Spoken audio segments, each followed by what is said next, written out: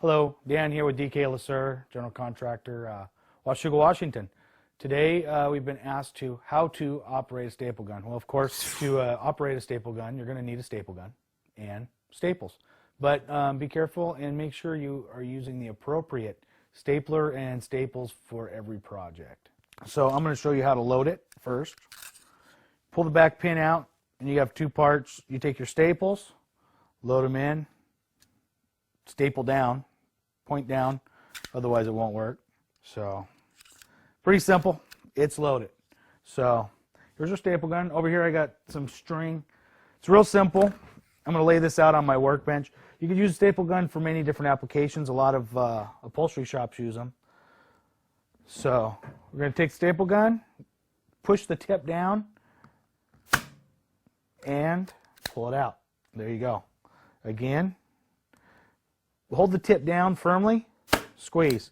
I got pretty big hands, pretty big arms, so I really don't have to worry about putting the pressure on there.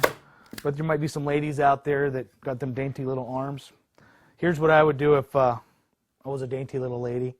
Push weight on the top of it, squeeze it, and it's going to go in.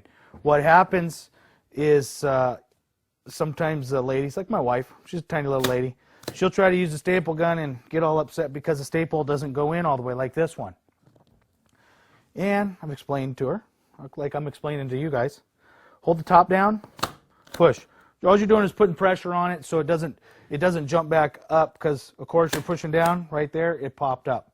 So how to use it: hold it down, put some pressure on it. There you go. A lot of folks use these for hanging Christmas lights this time of year. It's Christmas time here. And upholstery shops use it for a lot of upholstery.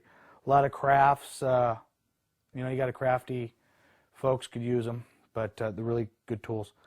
There is many different staplers, staple guns.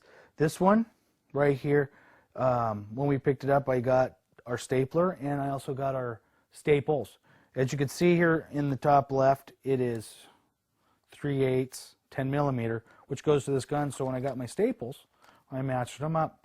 Couldn't tell you how many times in the past I went and got staples for a staple gun, and I have stacks of staples that don't go to staple guns. So be very careful when you do that. There's also many applications for staple guns, depending on what you're doing. If you're putting your roof on, there's a staple gun for your felt, which acts like a hammer. It's a long stapler, about 12 inches.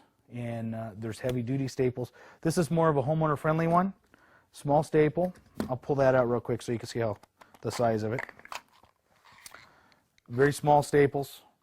Very hard not to pull them out if you need to pull them out. And there's very large staples. You get staples up to 2-3 inches.